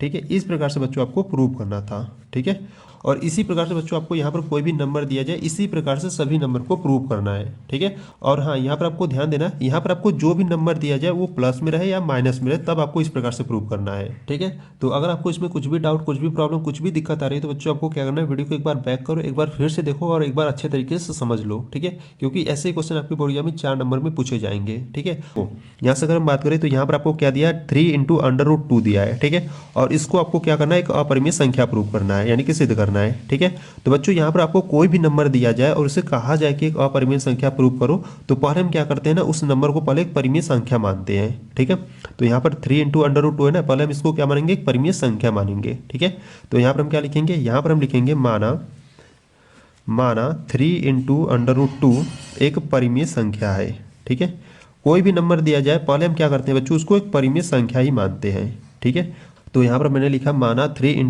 √2 एक परिमेय संख्या है। ठीक है, अब देखो यहाँ से अगर हम बात करें परिमेय संख्या की, तो परिमेय संख्या क्या होता है, जिससे आप p/q के फॉर्म में लिखते हो, यानी कि अंश बटे हर के रूप में लिखते हो, और जो हर यानी कि जो q का मान होता है वो 0 नहीं होना चाहिए। ठीक है, ये क्या होता है बच्चों, ये आपका परिमेय संख्या होता है। ठीक है, तो यहाँ पर हम क्या करेंगे ना, इसको हमने एक परिमेय संख्या माना है तो इसको हम क्या करेंगे, परिमेय संख्या के बराबर दिखा देंगे। ठीक है, यानी कि देखो यहाँ से अगर हम बात करें तो ये जो 3 × √2 है ना, इसको हमने एक परिमेय संख्या माना है। ठीक है, अब परिमेय संख्या जिसे हम p/q के फॉर्म में लिखते हैं। ठीक है, तो इसी को हम क्या करेंगे, p के यानी कि p/q के = यानी कि बराबर में दिखा देंगे। ठीक है, और यहाँ से हम बता देंगे कि जहाँ q का मान 0 नहीं होना चाहिए। ठीक है, और p और q की बात करें बच्चों तो p और q आपका कोई सहभाज्य संख्या है। ठीक है, तो यहाँ से आपको नीचे लिख देना है, जहाँ p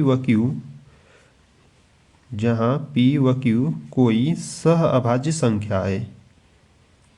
ठीक है, ये देखो आपको लिख देना है यहाँ पर नीचे। ठीक है, जहाँ p व q कोई सहअभाज्य संख्या है।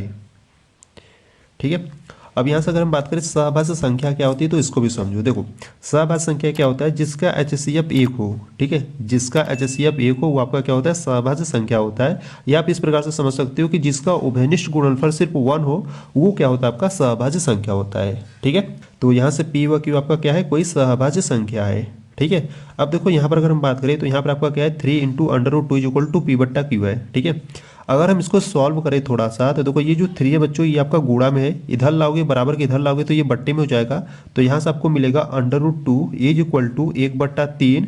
ठीक है, देखो आपका गुणा में था, इधर आ गया भाग में हो गया, और यहाँ पर इंटू में क्या आपका p/q है। ठीक है, अगर इसको सही रूप में लिखे तो इस प्रकार से लिख सकते हैं, √2 = 1/3 p/q। ठीक है, इस प्रकार से भी लिख सकते हैं। ठीक है, या 3 का गुणा q में करा दो। ठीक है, तो इस प्रकार से भी लिख लो, देखो √2 = p/3 लिख लो। ठीक है, तो इस प्रकार से हमने इसको सॉल्व कर लिया। अब देखो यहाँ पर अगर हम बात करें तो p और q आपका क्या है, कोई सहभाज्य संख्या है। ठीक है, अब p और q आपका कोई सहभाज्य संख्या है तो ये जो पूरा टर्म होगा ये आपका परिमेय संख्या होगा। ठीक है, अब ये अगर परिमेय संख्या है बच्चों तो इसके बराबर में √2 भी है। ठीक है, तो ये भी आपका एक परिमेय संख्या होना चाहिए। ठीक है, तो यहाँ पर हम क्या लिखेंगे, देखो यहाँ पर हम लिखेंगे चूंकि p व q कोई सहअभाज्य संख्या है, कोई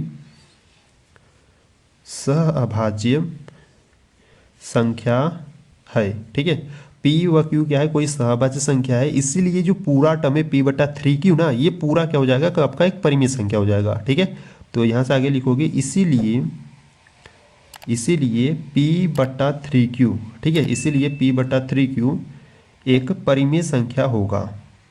ठीक है, एक परिमेय संख्या होगा या है। ठीक है, एक परिमेय संख्या है।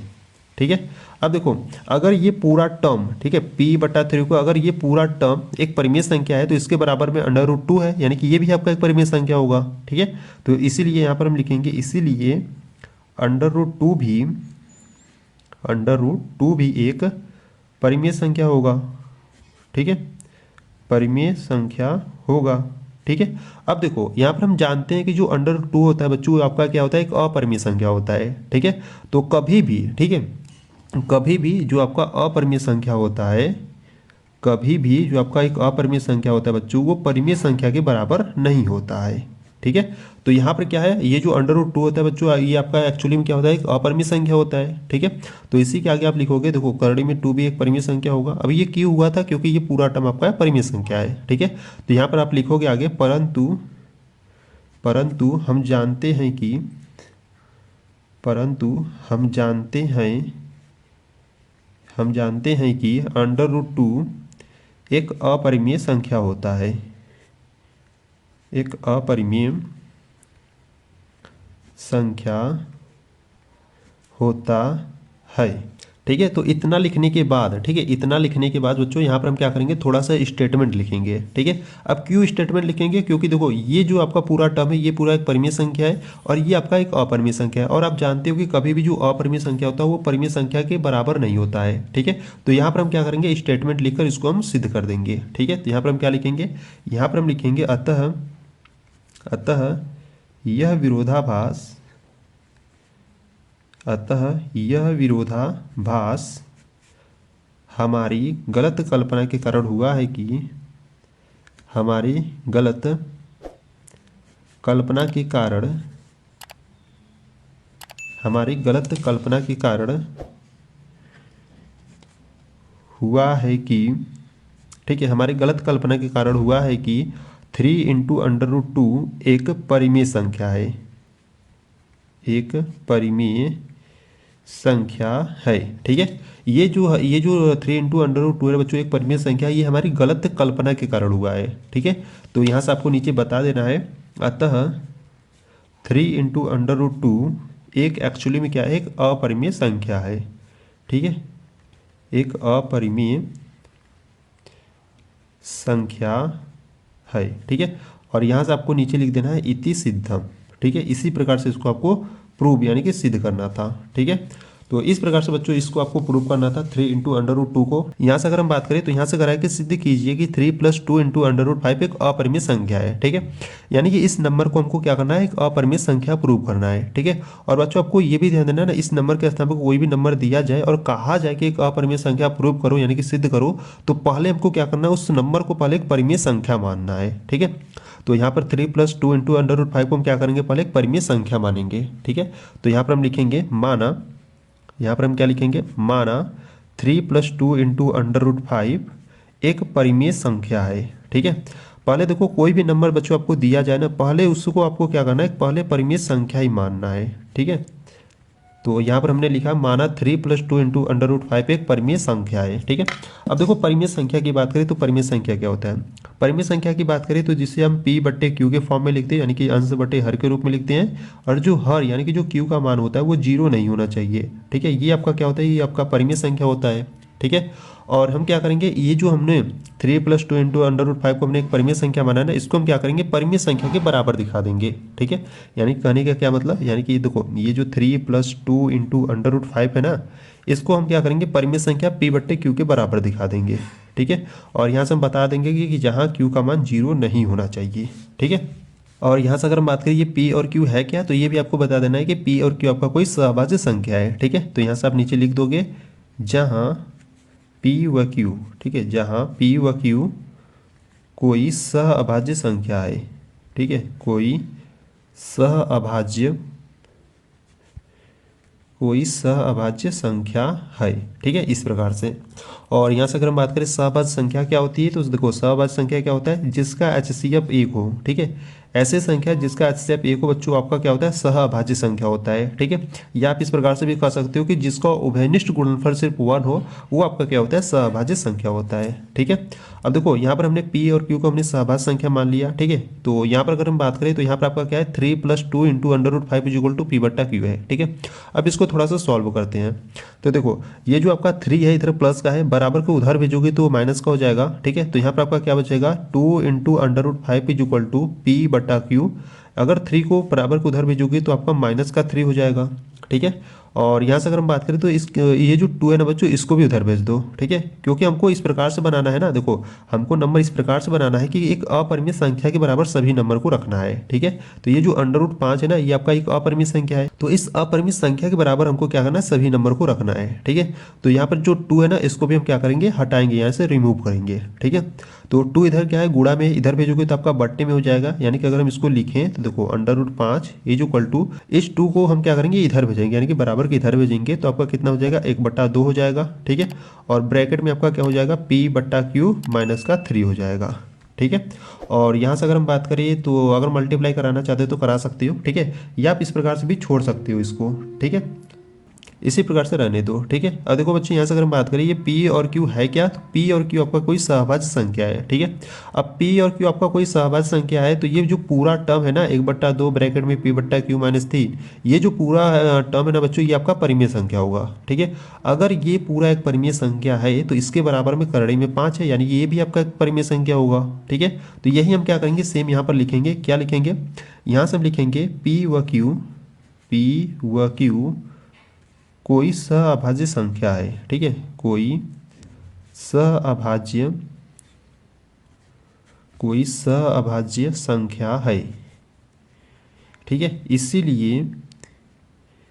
इसीलिए देखो, ये P और Q आपका क्या है, सहअभाज्य संख्या है, इसीलिए जो पूरा टर्म है ना, ये क्या हो जाएगा, एक परिमेय संख्या हो जाएगा, ठीक है। तो इसीलिए 1/2 ब्रैकेट में p/q माइनस 3 एक परिमेय संख्या है, ठीक है, एक परिमेय संख्या है, ठीक है। अगर ये पूरा टर्म एक परिमेय संख्या है तो इसके बराबर में आपका करड़ी में 5 है, यानी कि ये भी आपका एक परिमेय संख्या होगा, ठीक है। तो यहाँ पर हम लिखेंगे इसीलिए, ठीक है, यहाँ पर आप लगा दो चूंकि, और यहाँ पर आप लिखोगे इसीलिए करड़ी में 5 भी, इसीलिए करड़ी में 5 भी एक परिमेय संख्या होगा, ठीक है, एक परिमेय संख्या होगा, ठीक है। अब देखो, परंतु यहाँ से अगर हम बात करें तो हम जानते हैं कि ये जो करड़ी में 5 होता है ना बच्चों, वो आपका एक अपरिमेय संख्या होता है, ठीक है। और आप जानते हो कि जो अपरिमेय संख्या होता है, ठीक है, जो आपका अपरिमेय संख्या होता है वो कभी भी परिमेय संख्या के बराबर नहीं होता है, ठीक है। जो अपरिमेय संख्या होता है बच्चों, वो आपका कभी भी एक अपरिमेय संख्या के बराबर नहीं होता है, ठीक है। तो यहाँ से हम क्या लिखेंगे, यहाँ पर हम लिखेंगे ये जो करड़ी में 5 है वो क्या होता है, आपका एक अपरिमेय संख्या होता है, ठीक है। तो देखो अभी तक हमने यहाँ पर लिखा है कि P व Q आपका कोई सहभाज्य संख्या है, इसीलिए 1/2 और ब्रैकेट में p/q माइनस 3 एक परिमेय संख्या है, ठीक है, यानी कि ये पूरा टर्म एक परिमेय संख्या है, ठीक है। अब ये पूरा टर्म अगर आपका एक परिमेय संख्या है तो बराबर में आपका करड़ी में 5 है, यानी कि ये भी आपका परिमेय संख्या होगा, ठीक है। तो यहाँ पर हमने लिखा है इसीलिए करड़ी में 5 भी एक परिमेय संख्या होगा, ठीक है। अब इसके आगे लिखोगे परंतु, ठीक है, इसके आगे आप लिखोगे परंतु हम जानते हैं कि, परंतु हम जानते हैं कि जो करड़ी में 5 है वो एक अपरिमेय संख्या होता है, ठीक है। हम जानते हैं कि करड़ी में 5 एक अपरिमेय संख्या है, ठीक है, इस प्रकार से आपको लिख देना है, ठीक है। अब देखो इतना करने के बाद, ठीक है, इतना करने के बाद बच्चों आपको थोड़ा सा स्टेटमेंट लिखना है, ठीक है। क्या लिखोगे स्टेटमेंट में, ध्यान से देखो, देखो यहाँ से आप लिखोगे अतः, देखो अतः यह विरोधाभास, ठीक है, ये देखो बच्चों आपको स्टेटमेंट लिखना ही है, ठीक है, तभी आपको फुल मार्क्स मिलेगा। क्या लिखोगे, अतः यह विरोधाभास हमारी गलत कल्पना के कारण हुआ कि, गलत कल्पना के कारण, ठीक है, गलत कल्पना के कारण हुआ है कि, हमारी गलत कल्पना के कारण हुआ है कि 3 + 2 × √5 एक परिमेय संख्या है, ठीक है। ये हमारी गलत कल्पना के कारण हुआ है, ठीक है, ध्यान देना इसको, ठीक है, संख्या है, ठीक है। तो यहाँ से आपको नीचे बता देना है अतः 3 + 2 × √5 एक अपरिमेय संख्या है, ठीक है, एक अपरिमेय संख्या है। और यहाँ से आपको नीचे लिख देना है इति सिद्धम, ठीक है, इस प्रकार से। और ये आपका क्या हो गया, प्रूव यानी कि सिद्ध हो गया। ठीक है, तो इस प्रकार से बच्चों इसको आपको प्रूव करना है। ठीक है, और यहाँ पर अगर हम बात करें तो बच्चों देखो यहाँ पर आपको 7 इंटू अंडर रूट 5 दिया है। ठीक है, और आपको ये भी ध्यान देना है ना, इस नंबर के स्थान पर आपको कई नंबर मिल सकते हैं। ठीक है, यानी कि इस नंबर के स्थान पर आपको कोई दूसरा नंबर भी मिल सकता है। तो अगर आप इसको अच्छे तरीके से सीख लेते हो, समझ लेते हो, तो यहाँ पर आपको कोई भी नंबर दिया जाए उन सभी को भी आप अच्छे तरीके से प्रूव यानी कि सिद्ध कर लोगे। ठीक है, तो यहाँ से अगर हम बात करें, देखो कोई भी नंबर दिया जाए यहाँ पर और कहा जाए कि उसको एक अपरिमेय संख्या सिद्ध करो, तो पहले हम क्या करते हैं ना बच्चों, उस नंबर को पहले एक परिमेय संख्या मानते हैं। ठीक है, तो यहाँ पर आपका क्या है, 7 इंटू अंडर रूट 5 है, तो पहले हम क्या करेंगे ना, इसको एक परिमेय संख्या मानेंगे। ठीक है, तो यहाँ पर हम क्या लिखेंगे, यहाँ पर हम लिखेंगे माना 7 इंटू अंडर रूट 5 एक परिमेय संख्या है। ठीक है, माना 7 इंटू अंडर रूट 5 एक परिमेय संख्या है। ठीक है, इस प्रकार से हमने इसको एक परिमेय संख्या मान लिया। ठीक है, अब देखो यहाँ से अगर हम बात करें परिमेय संख्या की, तो परिमेय संख्या क्या होता है, जिससे आप p बट्टे क्यू यानी कि अंश बट्टे हर के रूप में लिखते हो, और जो हर का यानी कि जो q का मान होता है वो जीरो नहीं होना चाहिए। ये क्या होता है बच्चों, ये आपका परिमेय संख्या होता है। ठीक है, तो इसको हमने देखो, ये जो 7 इंटू अंडर रूट 5 है, इसको हमने एक परिमेय संख्या माना है। ठीक है, तो हम क्या करेंगे ना, इसको एक परिमेय संख्या के बराबर दिखा देंगे। यानी कि यहाँ से हम क्या लिखेंगे, यहाँ से हम लिखेंगे 7 into under root 5 is equal to परिमेय संख्या क्या होता है, जिसे हम p बट्टे क्यू के फॉर्म में लिखते हैं। ठीक है, तो यहाँ पर हम इसको क्या करेंगे, p बट्टे क्यू के बराबर दिखा देंगे। ठीक है, और यहाँ से आपको बता देना कि जहाँ q का मान जीरो नहीं होना चाहिए। ठीक है, और बच्चों देखो यहाँ से अगर हम बात करें p और q है क्या, तो p और q आपका कोई सहअभाज्य संख्या है। ठीक है, तो यहाँ से आप नीचे लिख दोगे, जहाँ p व q कोई सहअभाज्य संख्या है। ठीक है, कोई सहअभाज्य संख्या है। ठीक है, अब देखो यहाँ से आप सहअभाज्य संख्या क्या होता है उसको भी समझ लो। देखो सहअभाज्य संख्या की बात करें तो ऐसी संख्या जिसका HCF 1 हो। ठीक है, ऐसी संख्या जिसका HCF 1 हो वो आपका क्या होता है, सहअभाज्य संख्या होता है। ठीक है, या आप इस प्रकार से कह सकते हो कि ऐसी संख्या जिसका उभयनिष्ठ गुणनफल सिर्फ 1 हो वो आपका क्या होता है, सहअभाज्य संख्या होता है। ठीक है, तो इस प्रकार से ये जो p और q है बच्चों, ये आपका क्या है, सहअभाज्य संख्या है। ठीक है, अब देखो यहाँ पर अगर हम बात करें तो यहाँ पर 7 into under root 5 is equal to p बट्टा q है। ठीक है, यहाँ पर जो 7 है बच्चों, इधर क्या है, गुणा में, इधर भेजोगे तो आपका बट्टे में आ जाएगा। ठीक है, तो यहाँ पर हम क्या करते हैं, थोड़ा सा इसको सॉल्व करते हैं। देखो यहाँ पर है आपका अंडर रूट 5। ठीक है, इस 7 को इधर भेजोगे तो इधर आपका गुणा में इधर आएगा तो भाग में हो जाएगा, यानी कि 1/7 हो जाएगा, और ब्रैकेट में आपका बचेगा p बट्टा क्यू। ठीक है, अब इसको अगर हम सॉल्व करें तो इस प्रकार से लिख सकते हैं। देखो under root 5 is equal to 1 का गुणा p में करोगे तो p मिलेगा, और 7 का गुणा q में करोगे तो 7q मिलेगा। ठीक है, अब यहाँ पर देखो आपको मिला under root 5 is equal to p बट्टा 7q मिल गया। ठीक है, और बच्चों देखो p और q ये है क्या, तो p और q आपका कोई सहअभाज्य संख्या है। ठीक है, तो p व q आपका कोई सहअभाज्य संख्या है, इसलिए जो पूरा टर्म है ना p बट्टा 7q, ये जो पूरा टर्म है बच्चों, ये आपका परिमेय संख्या होगा। ठीक है, अब ये परिमेय संख्या है तो ये इसके बराबर में आपका अंडर रूट 5 है, यानी कि ये भी आपका एक परिमेय संख्या होगा। ठीक है, तो इसी प्रकार से हम क्या करेंगे, यहाँ पर लिखेंगे, देखो यहाँ पर हम क्या लिखेंगे, यहाँ पर हम लिखेंगे चूंकि p व q, ठीक है, p व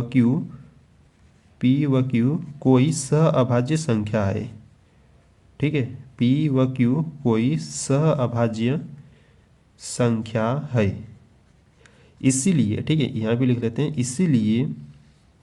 इसीलिए देखो अगर p और q आपका कोई सहअभाज्य संख्या है, इसलिए जो पूरा टर्म है p बट्टा 7q, ये आपका क्या हो जाएगा, एक परिमेय संख्या हो जाएगा। ठीक है, तो इसीलिए p बट्टा 7q या 7q एक परिमेय संख्या है। ठीक है, एक परिमेय संख्या है। ठीक है, अब देखो अगर ये पूरा टर्म एक परिमेय संख्या है तो इसके बराबर में क्या है, अंडर रूट 5 है, यानी कि ये भी आपका एक परिमेय संख्या होगा। ठीक है, तो इसके आगे आप लिखोगे, ठीक है, इसके आगे आप लिखोगे, इसीलिए अंडर रूट 5 भी एक परिमेय संख्या होगा। ठीक है, एक परिमेय संख्या होगा। ठीक है, अब देखो ये जो अंडर रूट 5 होता है बच्चों, ये आपका एक्चुअली में क्या होता है, एक अपरिमेय संख्या होता है। ठीक है, अब ये अगर एक अपरिमेय संख्या है, अगर ये परिमेय संख्या है, तो आप जानते हो कि कभी भी, ठीक है, आप जानते हो कि कभी भी कोई अपरिमेय संख्या वो परिमेय संख्या के बराबर नहीं होता है। ठीक है, कभी भी कोई अपरिमेय संख्या वो परिमेय संख्या के बराबर नहीं होता है। ठीक है, तो यहाँ से अगर हम बात करें तो यहाँ पर हमने लिखा जो करड़ी में 5 है वो भी क्या है, परिमेय संख्या है। ठीक है, तो इसके आगे हम लिखेंगे परंतु हम जानते हैं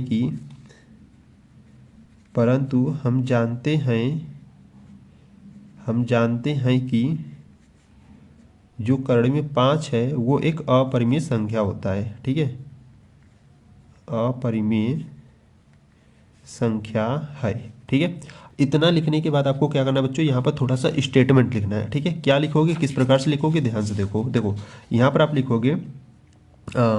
लिखोगे अतः यह विरोधाभास,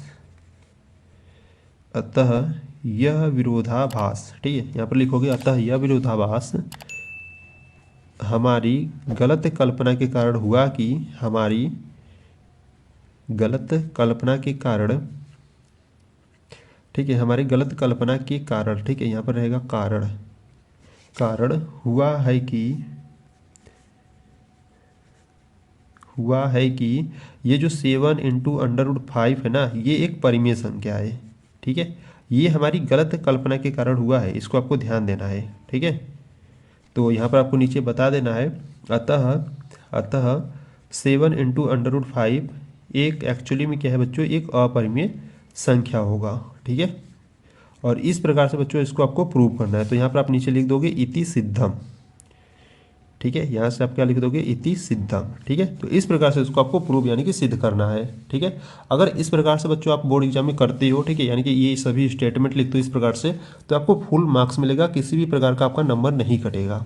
ठीक है, तो मैं आपको सजेशन दूंगा कि इसी प्रकार से आपको करना है बोर्ड एग्जाम में। ठीक है, और बच्चों आपको ये भी ध्यान देना है ना, ये जो 7 इंटू √5 है ना, इसके स्थान पर आपको कई नंबर मिल सकते हैं। जैसे अगर हम बात करें तो यहाँ पर आपको देखो 5 माइनस √3 मिल सकता है। ठीक है, 3 इंटू √2 मिल सकता है, यहाँ पर आपको 3 + 2 इंटू √5 मिल सकता है। ठीक है, और यहाँ पर आपको 1/√2 मिल सकता है, और 6 + √2 मिल सकता है। ठीक है, तो इसके स्थान पर ये सभी नंबर भी आपको मिल सकते हैं। ठीक है, तो अगर आप इन सभी नंबर को प्रूव करना चाहती हो, सिद्ध करना चाहती हो, तो बच्चों आपको क्या करना है, प्लेलिस्ट को चेकआउट कर लो।